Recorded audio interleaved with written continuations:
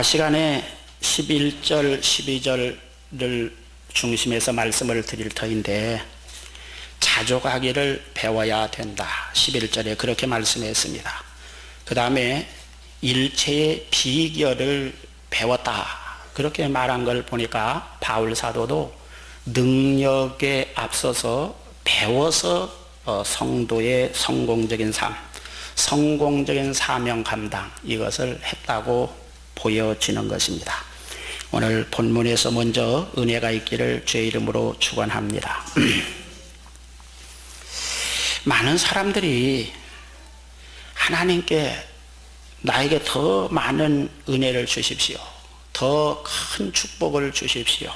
이렇게 은혜와 축복을 추구하고 갈망합니다. 그런데 사실은 똑같은 것을 주셨어도 남의 손에 있는 것이 커 보이기 때문에 똑같이 하나님은 주셨음에도 불구하고 자기는 적게 주셨다고 하나님을 향해서 원망하고 불평하는 경우가 너무나 많다, 그런 말입니다. 오늘 우리가 생각해 볼 말씀 중에서 저는 구약에서 아주 한 명, 신약에서 한 명, 우리의 신앙 생활에 도움이 될 만한 엑스트라를 소개하려고 합니다. 오늘 본문 성경을 쓴 이 바울 사도를 먼저 엑스트라로 그분의 삶이 어땠는가를 여러분에게 먼저 소개해 올리려고 합니다. 여러분이 자신의 삶과 이분의 삶과 한번 비교해 보시기 바랍니다. 고린도후서 11장 23절 27절을 보십시오. 내가 수고를 넘치도록 하고 옥에 갇히기도 더 많이 하고 매도 수없이 맞고 여러 번 죽을 뻔하였으니 유대인들에게 40에 하나 감한 매를 5번 맞았으며 3번 태장으로 맞고 1번 돌로 맞고 3번 파선하는데 일주야를 기품에서 지냈으며 여러 번 여행에 강의 위험과 강도의 위험과 동족의 위험과 이방인의 위험과 시내의 위험과 광야의 위험과 바다의 위험과 거짓 형제 중에 위험을 당하고 또 수고하고 애쓰고 여러 번 자지 못하고 줄이며 목마르고 여러 번 굶고 춥고 헐벗었노라. 이렇게 자기의 삶을 소개했습니다. 나는 춥고 배고프다, 그 말이 어디서 나왔나 그랬더니 이 성경에 보니까 여러 번 자지 못하고 줄이고 목마르고 여러 번 굶고 춥고 헐벗었노라. 그렇게 바울 사도는 자기의 삶을 소개했습니다. 오늘 본문의 내용을 여러분들이 듣는 것으로 잘 이해하지 못했다면 조금 제가 간추려 말씀을 드리면, 그는 주님을 위해서 수고를 넘치도록 했다. 그러니까 충성 많이 했단 말이죠. 주님을 위해서 수고를 넘치도록 했으니까 우리는 어떻게 성경을 해석하냐면, 수고를 주님을 위해서 넘치도록 했으니까 풍성해지고 넉넉해지고 살기가 편해지고 평탄해지고 정말 모든 것이 좋아져야 된다, 그렇게 꼭 성경을 해석한단 말이에요. 그런데 그 바울 사도는 내가 주님을 위해서 수고를 많이 했다, 그리고는 그 밑에다가 무엇을 붙였느냐면, 내가 옥에 갇히기도 여러 번 했다, 매도 수없이 맞았는데 얼마나 많이 맞았느냐, 40에 하나 감한 매를 5번이나 맞았다. 그러니까 40번 맞으면 사람이 죽는다고 생각했기 때문에 거기다 죽을 만큼, 죽지 않을 만큼 때린다, 그런 의미로 39대 때리고, 너 한 대 더 때리면 너 죽을 건, 하나는 내가 인정사정을 봐주어서 하나는 감해준다. 그래서 39대를 때리는데, 그러니까 죽을 만큼 5번이나 맞았다. 태장으로 3번 맞고 돌로, 이 자식 때려 죽일 놈하고 돌로 1번 맞았다. 자, 주님을 위해서 이렇게 충성하고 복음을 전하기 위해서 여러 곳에 다니기 위해서, 그 당시에는 자동차도 없고 뭐 자전거, 뭐 기차 이런 거, 비행기 없으니까 주로 이제 배를 타고 가기도 하는데, 배를 타고 가는데 3번이나 파선해서 바다에서 죽을 고비를 일주일 동안이나 헤매면서 지냈다. 여러분, 주님 복음을 전하려고 가려고 하니까 요나 같은 놈이나 배에 탔으면 배가 깨질는지 모르지만 요나 같은 사람하고는 다윗은 비교할 수 없는 분이니까 배가 깨질 배도 걔가 안 빼지죠. 그런데 이 성경은 바울사는 담대하게 내가 탄 배도 3번이나 깨졌다. 잘 믿는 사람이 탔으니까 안 깨지는 것도 아니고 정말 주님을 위해서 충성하는 사람이 탄 배니까 특별히 그냥 안 깨졌다고 그렇게 우리가 말하는데 바울 사도는 전혀 반대로 오늘 우리에게 말씀하고 있는 것입니다. 여러 번 복음 전도 여행에 있어서 위험을 당했는데 강의 위험과 강도의 위험과 동족의 위험과 이방인의 위험과 신의 위험과 광야의 위험과 바다의 위험과 거짓 형제 중의 위험을 당하고, 이 말씀 중에서 저는 다른 건 그런 대로 이해가 돼요. 강의 위험, 강을 건너려다가 풍랑을 만났다든가 바다를 건너려다가 풍랑을 만났다든가 광야를 건너려 지나다가 배가 고팠다든가 그거 이해가 되는데 강도도 만났답니다. 복음을 전하러 다니는데 왜 강도를 만나요? 돈이나 많이 가지고 다니는 사람도 아닌데 안 만나야 될 거 아니에요.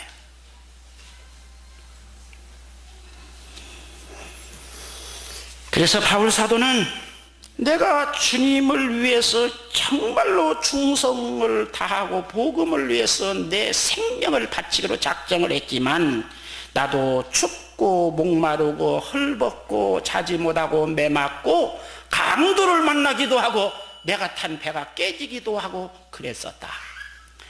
나도 중병에 시달리며 살았다. 고쳐달라고 여러 번 하나님 앞에 기도했지만 하나님은 고쳐주시지 않았다. 많은 모욕을 당하고 모진 구타를 당하고 답답한 일도 많이 당했다. 바울 사도라고 해서 깨끗한 마음의 갈등이 없었던 건 아니에요. 바울 사도의 마음에도 선과 악의 갈등이 있었습니다. 오라 나는 곤고한 사람이로다. 이 사망의 몸에서 누가 나를 건져내랴. 그런 탄식도 그 속에 있었습니다.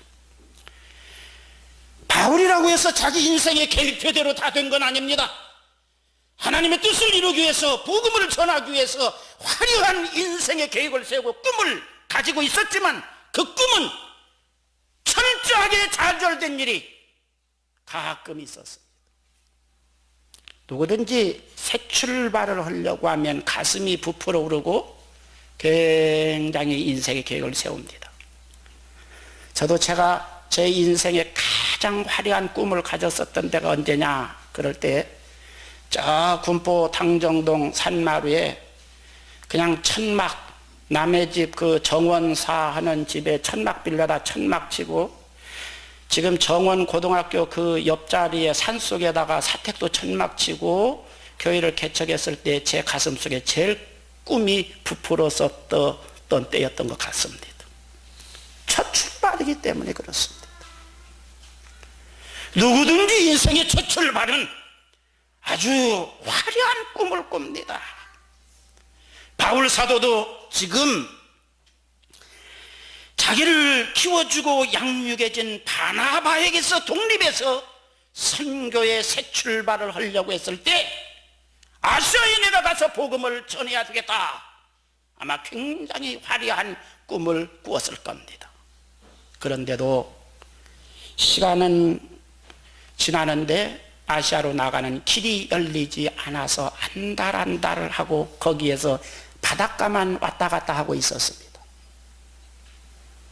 그때 마게도냐의 어떤 사람이 손짓을 하면서 아시아로 가려고 그렇게 하나님이 길을 막는데 아시아로 가려고 하지 말고 여기 와서 우리 좀 살려주십시오.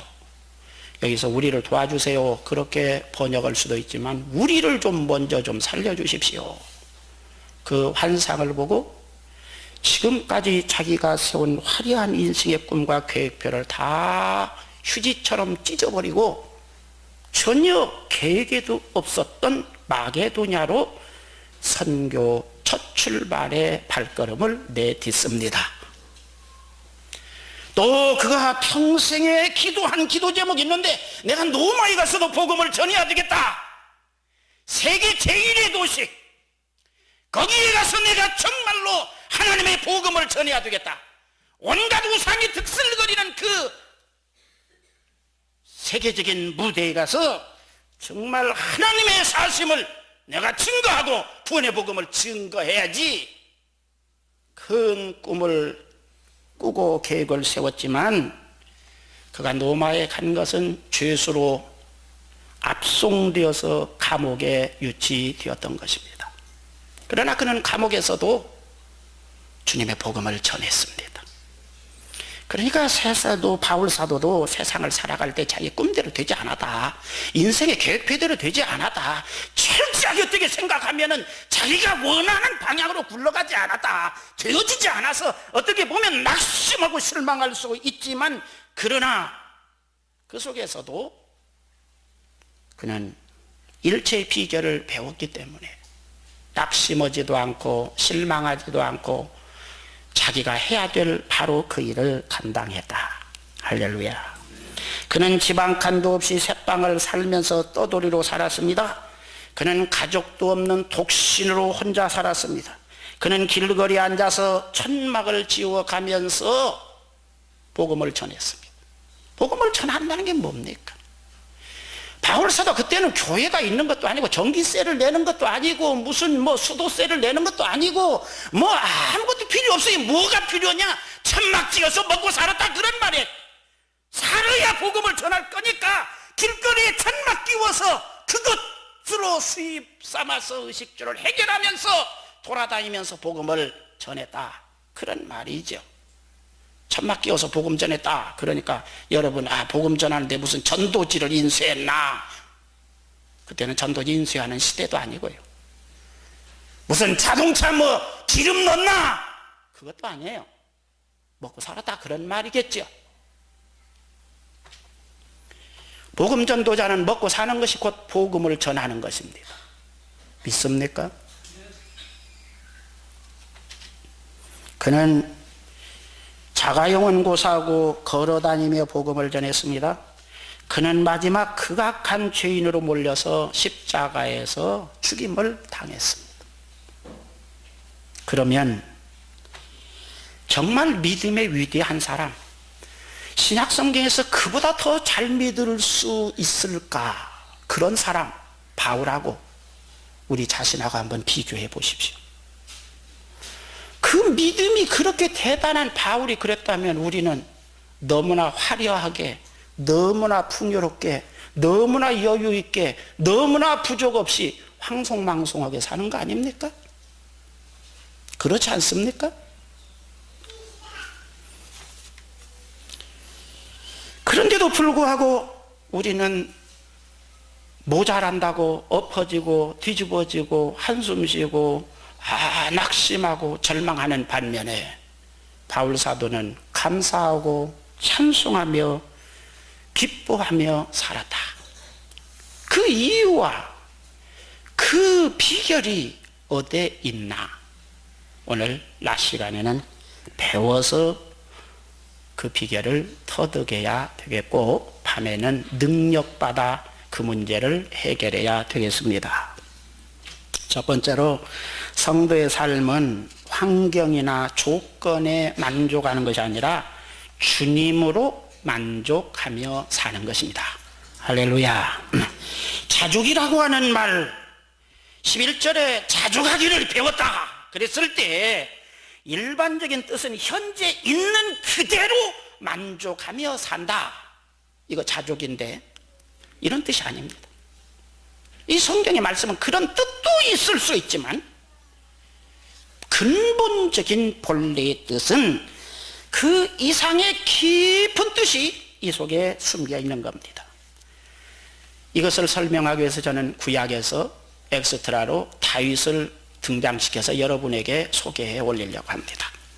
시편 23편 1절 2절을 보십시오. 여호와는 나의 목자시니 내가 부족함이 없으리로다. 그가 나를 푸른 초장에 누이시며 쉴만한 물가로 인도하시는도다. 이렇게 고백했습니다. 간증했어요. 우리는 이 성경을 보고 이야, 하나님을 다윗이 너무나 잘 믿기 때문에 부족함이 없이 하나님이 채워주셨다. 푸른 초장, 이스라엘의 그 황무지, 비가 많이 오지 않고 정말 초장이 없는 그곳에서 푸른 초장, 양에게 푸른 초장은 얼마나 복된지 모르겠어요. 그래서 하나님을 잘 믿었더니 날마다 다른 놈들은 저 돌짝밭이나 헤매고 있는데 나는 하나님이 푸른 초장으로 인도해 주셔서 배가 터지도록 날마다 먹었다. 그리고 우리나라의 강우량의 10분의 1뿐이 안 되는 그 이스라엘에서 물이 얼마나 귀하겠어요. 그런데 하나님께서 나를 잔잔한 물가로 인도하셔서 나는 항상 목마름 없이 살았다. 잘 믿으면 좋은 환경을 주신다. 이렇게 우리가 이 성경을 해석하는데 그보다 더 깊은 뜻이 있단 말이에요. 그렇게 해석할 수도 있지만 그것은 성경의 온전한 그 뜻을 전달한 것이 아닙니다.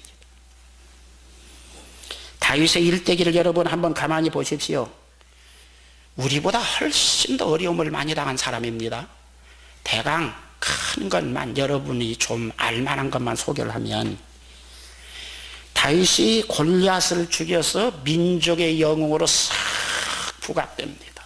쫙 부각되니까 그 골리앗을 죽이고 개선 장군으로 딱 입성할 때, 돌아올 때, 예루살렘 성에 돌아올 때 백성들이 다윗이 죽인 사람은 만만이고 사울이 죽인 사람은 천천이다, 막 그렇게 하고 다윗 만세 만세 부릅니다. 지금 왕은 사울인데 사울이 가만히 생각하니까 기분이 얼마나 나쁜지 모르겠어요. 앞으로 이대로 가다가는 내가 저놈이 왕이 되고 내가 쫓겨나는 것 아닌가. 일찍이 저놈을 없애야지. 그래서 시기심, 미움이 발동해서 지금 말하면 국가 공적 1호, 북한에서 침투한 무장 간첩을 색출하듯이 일국의 왕인 사울이 직접 군대를 거느리고 다윗을 잡아 죽이려고 합니다. 몇 년이나 그렇게 추격을 당했느냐면 사무엘상 19장에서 도망가기를 시작해서 사무엘하 1장에서 유대 왕이 됩니다. 약 9년에서 10년 정도를 쫓겨다녔습니다. 이스라엘 나라는 큰 나라가 아니라니까요. 우리나라 서울하고 경기도를 합친 정도뿐이 안 되는 나라에 거기서 10년 동안 쫓겨다닌다 그러면 도망갈 곳도 없어요. 더 이상 도망갈 곳도 없어요. 그래서 다윗은 어디로 도망갑니까?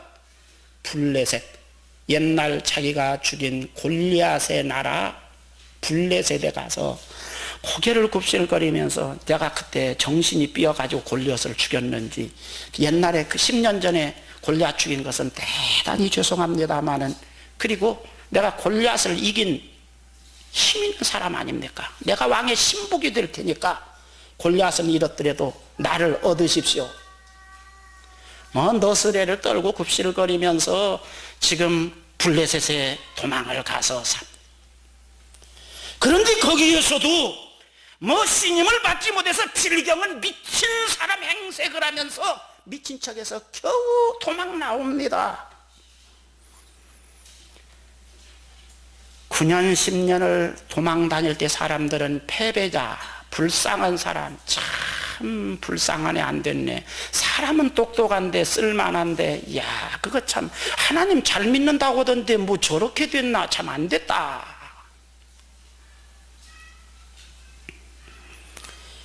그 다음에 왕이 된 후에는 가정적으로 환란이 끊이지 않습니다.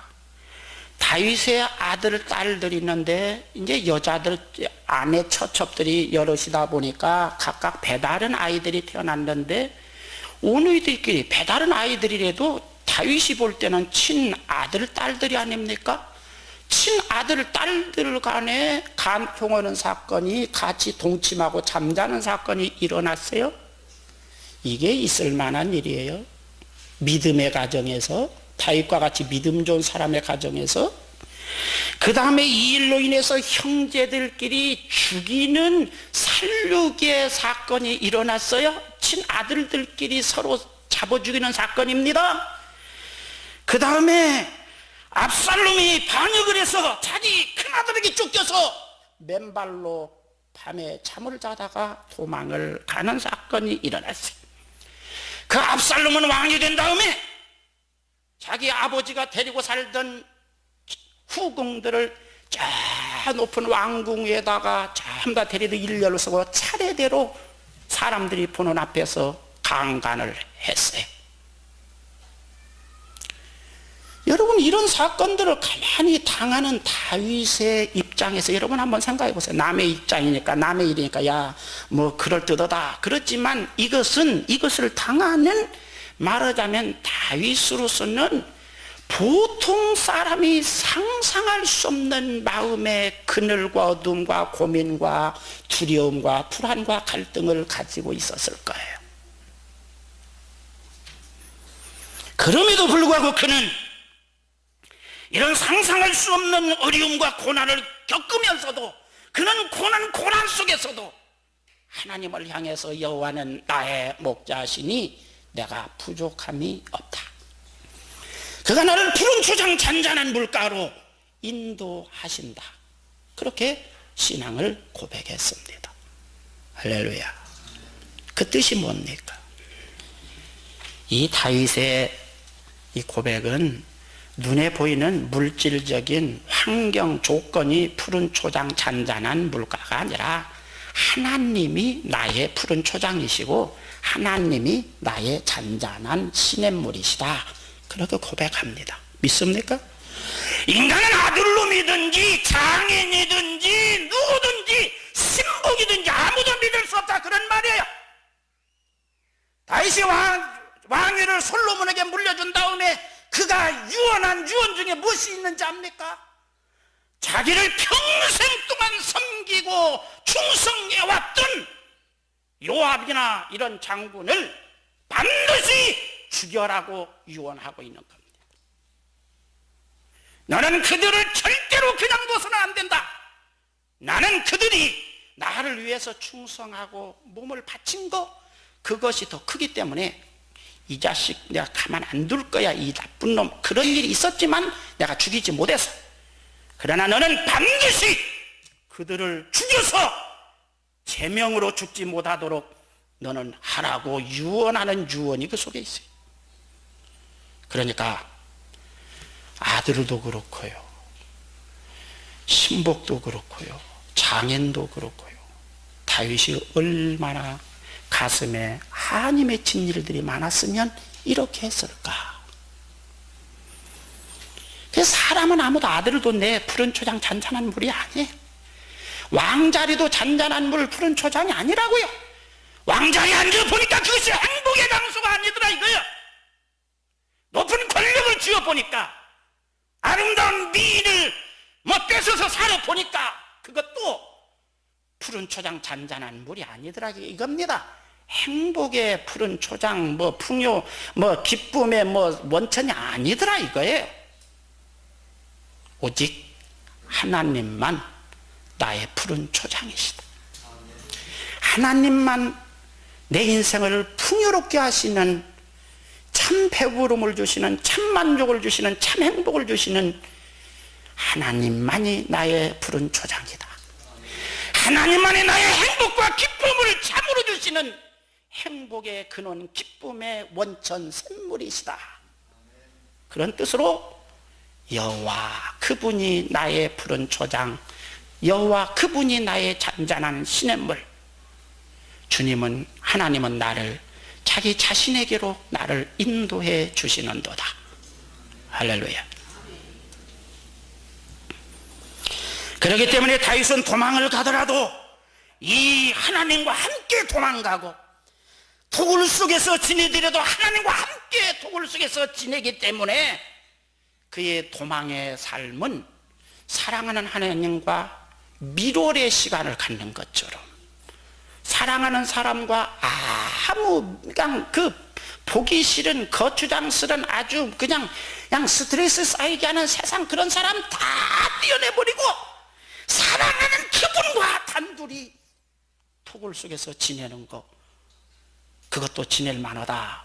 그래서 그 삶의 만족을 여호와는 나의 목자, 나의 푸른 초장, 나의 잔잔한 시냇물이시다.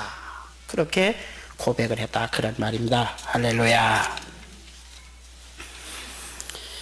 그렇기 때문에 주님만 나와 함께 하시면 사망의 음침한 골짜기 속에 우리가 빠진다고 할지라도 나는 푸른 초장 잔잔한 물가에서 살고 있다, 이런 믿음을 가지고 있었기 때문에 거기에서 뭐가 나옵니까? 항상 기뻐하고 범사에 감사하는 그런 믿음이 생겨났던 겁니다. 할렐루야. 신약에 와서 항상 기뻐하라, 범사에 감사하라, 다윗과 같은 여호와께서 나의 푸른 초장, 여호와 그분이 나의 잔잔한 시냇물이라고 하는 믿음을 갖기 전에는 세상 물질로, 돈으로, 이런 것으로 만족을 얻으려고 하는 사람은 범사에 감사할 수도 없고 항상 기뻐할 수도 없어요. 하박국 3장 17절 18절을 보십시오. 비록 무화과나무가 무성치 못하며 포도나무에 열매가 없으며 감람나무에 소출이 없으며 밭에 식물이 없으며 우리의 양이 없으며 외양간에 소가 없을지라도 나는 여호와를 인하여 즐거워하며 나의 구원의 하나님을 인하여 기뻐하리로다. 아멘.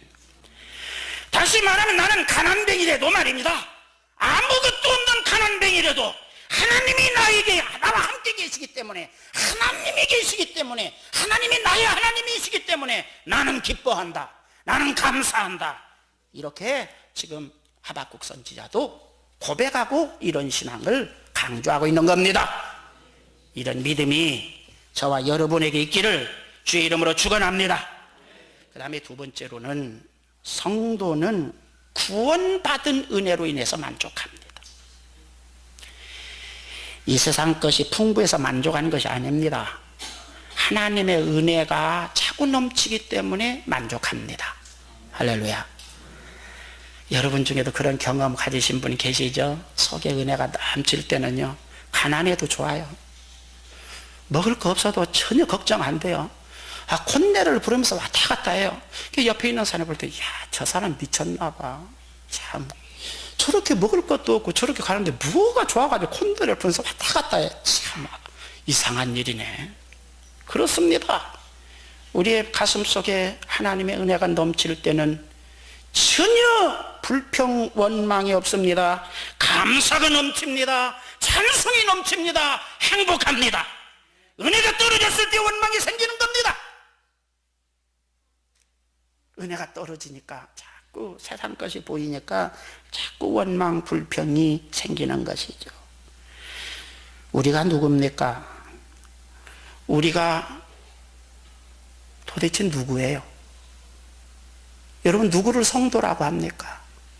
예수님 믿어서 주로 말미암아 사형 선고받아서 지옥에 가도 제일 지옥 밑바닥에나 갈, 정말 하나님의 쓰레기장에 불쏘시개나 할 만한 아주 추악하고 못된 인간인 우리를 하나님이 사랑하셔서 예수님을 보내주시고 그 예수님을 믿을 수 있는 믿음이 생겨나도록 성령께서 우리 안에 역사하셔서 믿게 하시고 우리의 죄를 사하시고 용서하셔서 하나님의 아들, 딸이 되게 하셨습니다. 할렐루야. 그러니까 내가 이 죄 사함 받고 정말 영원한 지옥 형벌을 받을 수밖에 없는 내가 죄 사함 받고 정말 영원한 하늘 천국의 사람이 되었다. 하나님의 아들, 딸이 되었다. 그 하나만으로도 행복해야 된단 말이에요. 뭐가 그렇게 불행합니까? 이것이 여러분 가슴 속에 넘쳐서, 이 은혜가 넘쳐서 여러분들이 행복하고 기쁨이 넘치기를 주의 이름으로 축원합니다. 여기 있는 이 목사의 고민도 그런 은혜가 넘치지 못하는 것을 고민하고 있는 것입니다. 영국의 나이트 목사가 하루는 자기 신학교 동기동창 목사가 중병에 걸려서 오늘 내일 온다. 그래서 병문안을 갔습니다. 그랬더니 그 친구 목사가 병석에서 하나님을 향해서 막 머리 끝까지 원망불평을 합니다. 내가 하나님께 얼마나 충성하려고 작정하고 헌신하고 지금까지 이래 왔는데 이 젊은 나이에 나를 이렇게 중병에 걸려서 죽게 하시다니, 도대체 하나님 있는 게 맞아? 하나님 정말 계신 거야? 예수님 정말 계셔? 뭐 이런 질문을 이 라이트 목사에게, 친한 친구 목사니까 동기동창 목사고 그러니까 그런 질문을 하고 막 하나님을 원망하고 그럽니다. 그래서 그 죽음을 앞둔 그 친구 목사를 위해서 기도하고 하나님의 말씀을 풀어서 그로 하여금 정말 하늘의 소망을 갖게 하고 주님이 구원해 주셨다는 그 은혜를 다시 회복하도록 만든 다음에 그가 돌아와서 지은 찬송가가 367장입니다. 십자가를 내가지고 주를 따라 가로다. 세상 부귀영화 모두 잃어버려도 주의 평안 내가 받고 영생 복을 받겠네. 내가 핍박 당할 때에 주의 품에 안기고 세상 고초 당할수록 많은 위로 받겠네. 주가 주신 기쁨 위에 기뻐할 것이 무엇이냐. 주가 나를 사랑하니 기뻐할 것뿐일세. 이런 찬송을 지었습니다. 다시 말하면 이 찬송을 이렇게 해석할 수 있습니다. 목사든 평신도든 간에 구원의 은총과 주님이 나를 사랑하신다고는 그 확신이 흔들리는 것이 최고의 불행이고 최고의 비극입니다. 그런데 이것이 언제 흔들리냐면 세상 뜻을 기준하고 우리가 무엇을 내 인생을 재단할 때에 이런 낙심이 생긴단 말이에요. 내가 주님을 위해서 충성했는데 이럴 수 있냐? 내가 충성했으니까 그 급부로 보상으로 건강도 주시고, 그렇게 충성했으니까 돈도 많이 주시고, 그렇게 충성했으니까 평탄하게 해주시고, 이렇게 해주셔야지. 내가 그렇게 충성했는데 왜 이거 안 주셔? 세상 것을 얻고자 하는 마음이 우리 속에 욕망으로 꿈틀거릴 때 필경은 목사든지 평신도든지 구원의 확신은 고사하고 정말 하나님 존재 자체도 부인하게 될 수 있다고 하는 것을 라이트 목사는 찬송을 통해서 우리에게 가르쳐주고 있는 겁니다. 하나님의 은혜로 구원받은 것에 만족이 넘치기를 주의 이름으로 축원합니다. 주님 사랑으로 만족하기를 주의 이름으로 축원합니다. 내가 하나님의 자녀가 되었다고 하는 그 사실에 대해서 자다가도 좀 웃기를 주의 이름으로 축원합니다. 그것이 있어야 세상이 어렵고 가난하고 좀 모자라도 하늘나라를 바라볼 때 웃는 사람이 될 줄로 믿습니다. 성도는 이 기쁨과 이 행복이 세상의 부족을 압도할 때만 행복하고 기쁩니다. 그것이 있기를 주의 이름으로 축원합니다. 세 번째로는 주님을 믿고 사랑하는 마음보다 내 욕심이 커지는 것을 타락이라고 배우십시오. 여기서 오늘 낮 시간은 배우고 아는 것에 대해서 말씀을 드립니다.